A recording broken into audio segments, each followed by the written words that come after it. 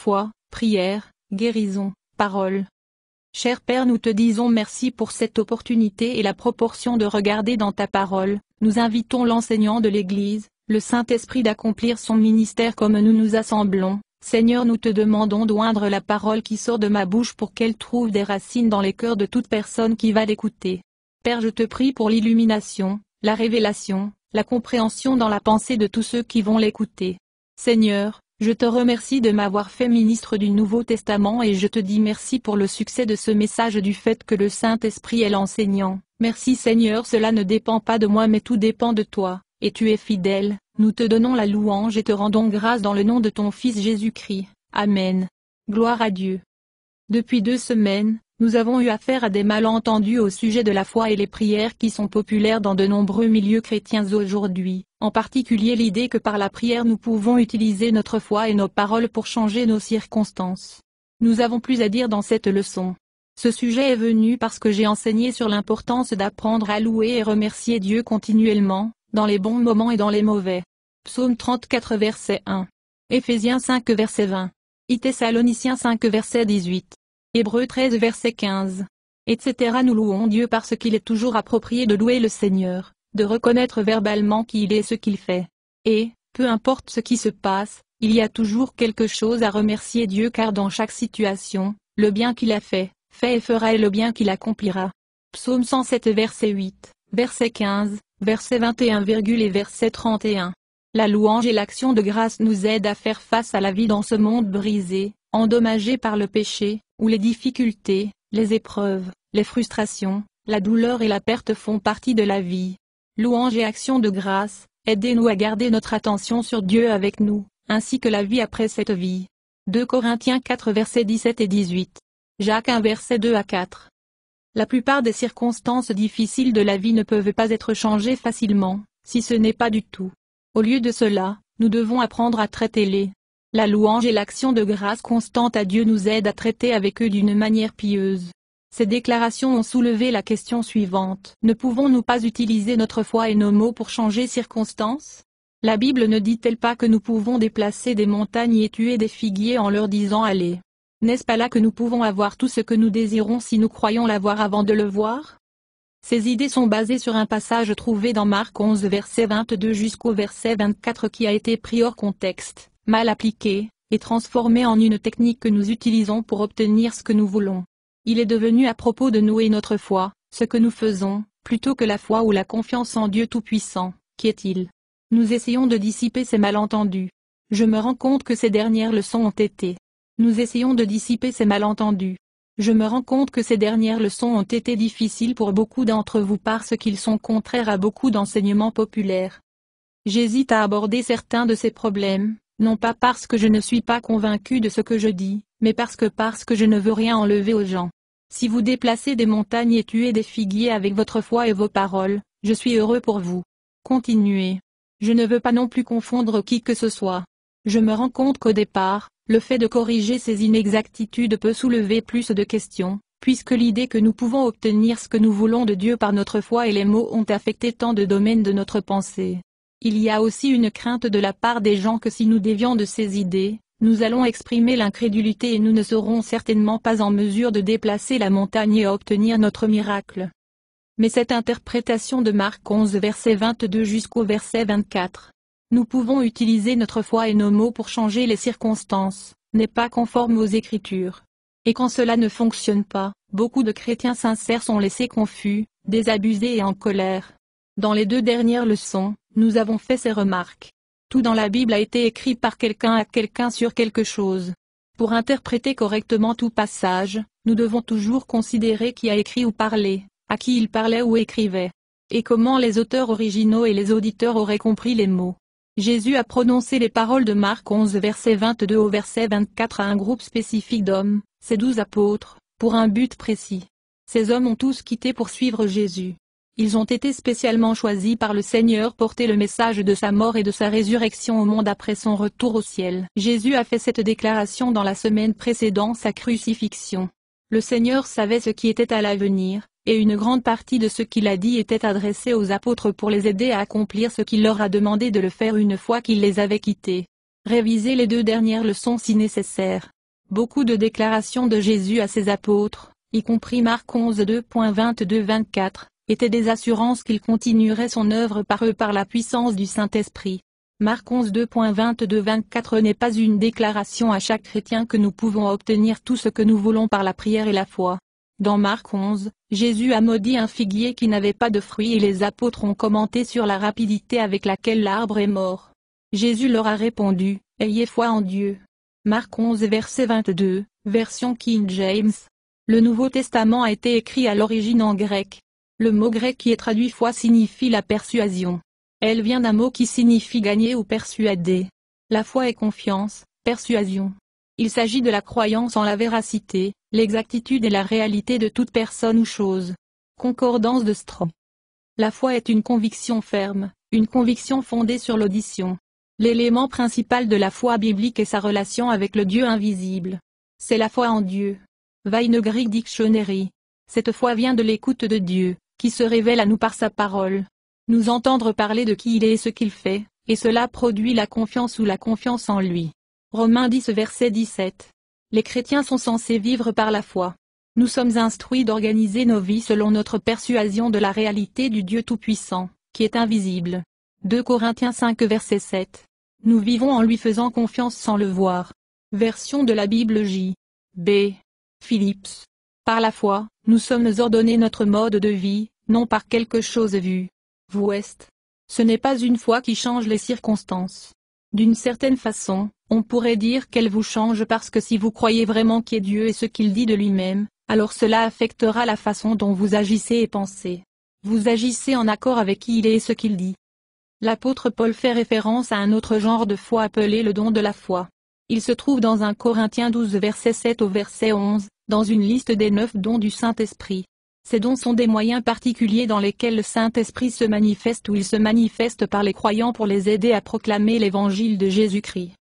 Je ne vais pas faire un enseignement détaillé sur ce sujet, mais une explication est nécessaire. Paul écrivait à corriger les abus dans l'église de la ville de Corinthe. Comme il le fait, il nous donne quelques informations. Je ne vais pas faire un enseignement détaillé sur ce sujet, mais une explication est nécessaire. Paul écrivait à corriger les abus dans l'église de la ville de Corinthe. Comme il le fait, il nous donne quelques informations. Paul a écrit que ces dons sont donnés comme le veut l'Esprit Saint, pour le bien commun. Personne n'obtient l'un de ces dons, et à partir de ce moment-là il lui appartient d'utiliser à sa guise. 1 Corinthiens 12 versets 29 à 30. L'un de ces dons, manifestation ou demonstrations, du Saint-Esprit est la foi. Une foi spéciale, Vemut, la foi qui fait des merveilles. 1 Corinthiens 12 verset 9, dans la Bible amplifiée. Il s'agit d'une foi surnaturelle qui peut changer les choses ou faire passer les choses par la puissance de Dieu. C'est la foi de Dieu. Le grec dans Marc 11 verset 22 porte l'idée, avoir la foi de Dieu. Vous ne pouviez pas douter si vous vouliez. C'est ainsi que les gens par qui ce don a été démontré dans les temps modernes le décrivent. Un certain nombre de chercheurs bibliques réputés croient que c'est la foi à laquelle Jésus faisait référence dans Marc 11h22, une foi spéciale qui a permis aux apôtres pour faire des signes et des prodiges. Paul a écrit que ces dons sont donnés comme le veut l'Esprit Saint, pour le bien commun. Personne n'obtient l'un de ces dons, et à partir de ce moment-là il lui appartient d'utiliser à sa guise. 1 Corinthiens 12 versets 29 et 30. L'un de ces dons, manifestation ou demonstrations, du Saint-Esprit est la foi. Une foi spéciale, Vemut, la foi qui fait des merveilles. 1 Corinthiens 12 verset 9, dans la Bible amplifiée. Il s'agit d'une foi surnaturelle qui peut changer les choses ou faire passer les choses par la puissance de Dieu. C'est la foi de Dieu. Le grec dans Marc 11 verset 22 porte l'idée, avoir la foi de Dieu. Vous ne pouviez pas douter si vous vouliez. C'est ainsi que les gens par qui ce don a été démontré dans les temps modernes le décrivent. Un certain nombre de chercheurs bibliques réputés croient que c'est la foi à laquelle Jésus faisait référence dans Marc 11 verset 22. Une foi spéciale qui a permis aux apôtres pour faire des signes et des prodiges. Cela concorde avec les comptes des actes d'activité des apôtres, où ils ont effectué des signes et prodiges. Acte 5 verset 12. Acte 14 verset 3. Miracles spéciaux. Acte 19 verset 11. Signes et merveilles puissantes.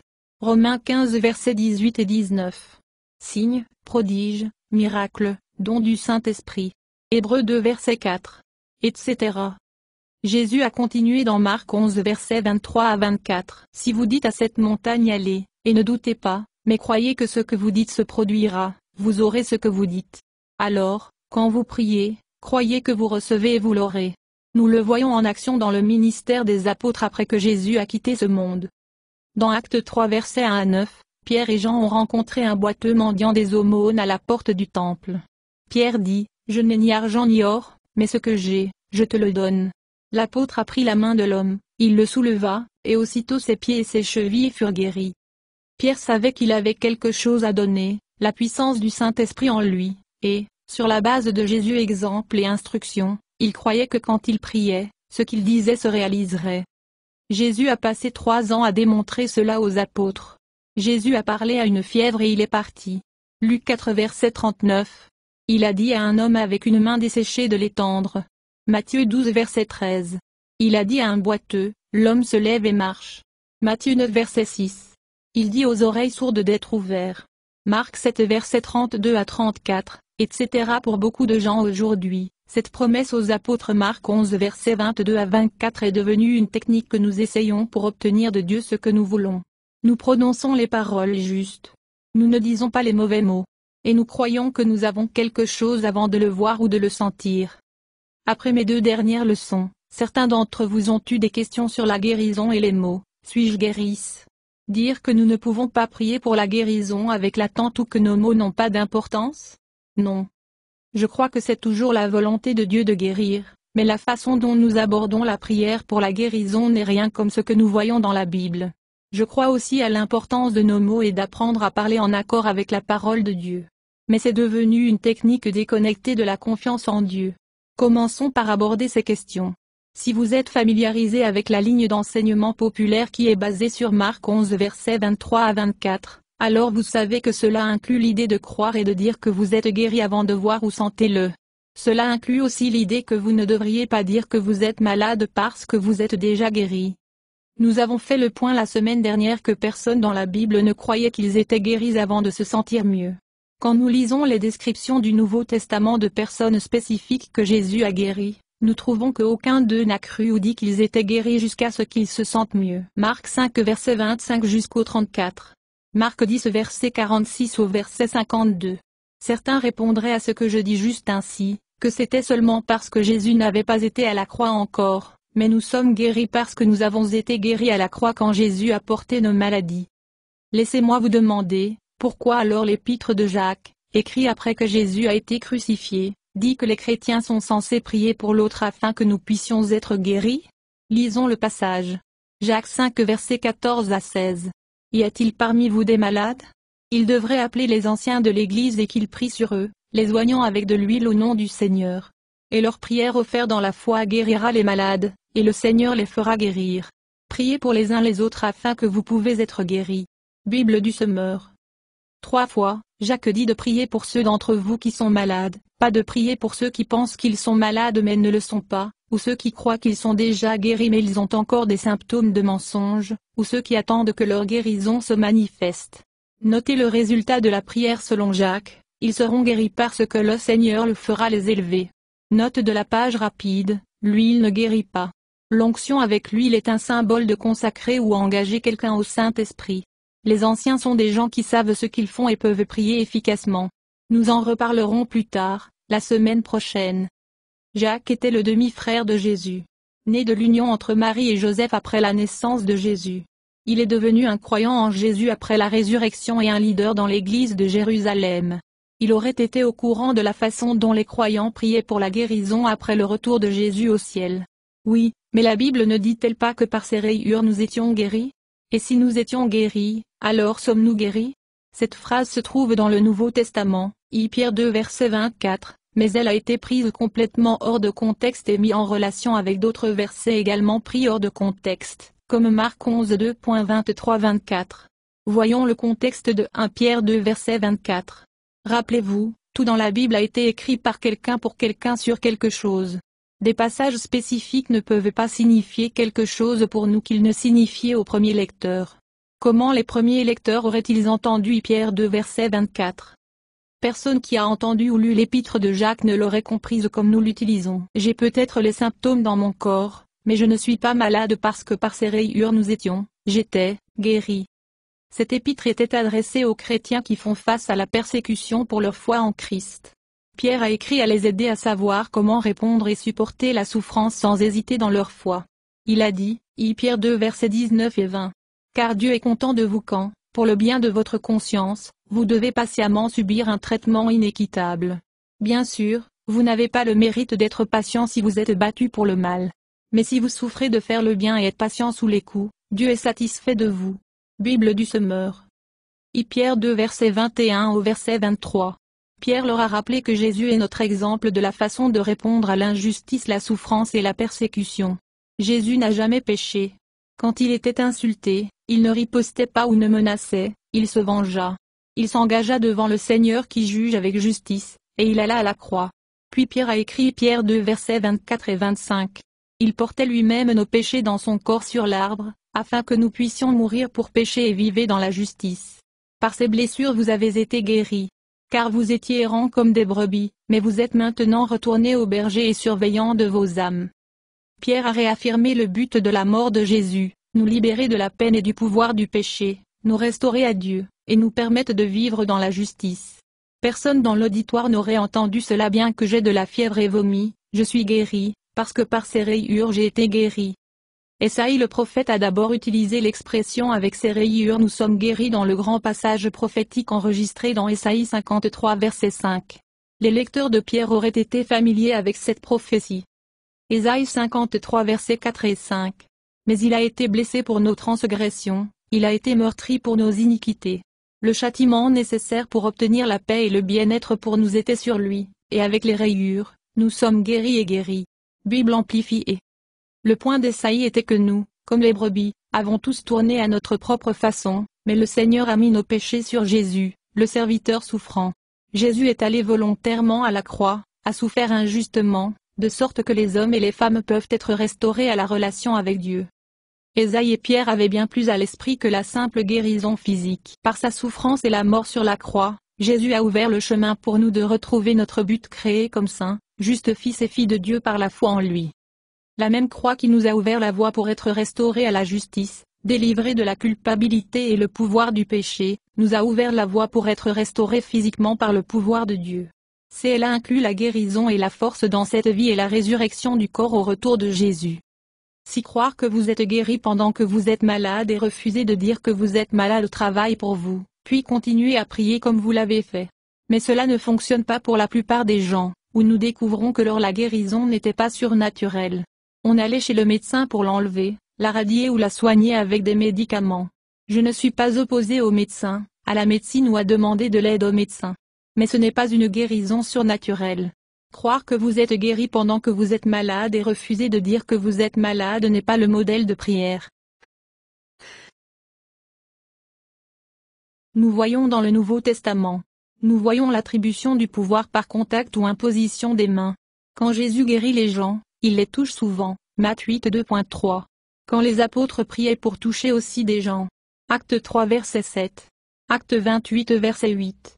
Avant que Jésus ne retourne au ciel, il a dit que ces signes suivront ceux qui croient. En mon nom, ils imposeront les mains sur les malades et il récupérera. Marc 16 verset 18. L'imposition des mains, pour diverses raisons, est une doctrine chrétienne fondamentale. Hébreux 6 versets 1 à 2. Dans l'épître de Jacques, les anciens sont chargés d'oindre les malades avec de l'huile. Il faut pour cela le toucher. Jacques 5 verset 14. Pour conclure, nous avons plus à dire la semaine prochaine sur la prière, la foi, la parole et la guérison. Mais considérez ces points que nous fermons.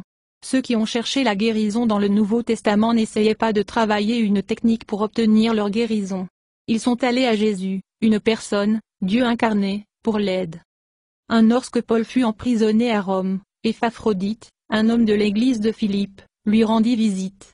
Pendant qu'il était à Rome, Épaphrodite est devenu dangereusement malade, mais il a été guéri. Philippiens 2 versets 25 à 30. Notez comment Paul décrit la guérison. Il était sûrement malade, en fait, il est presque mort.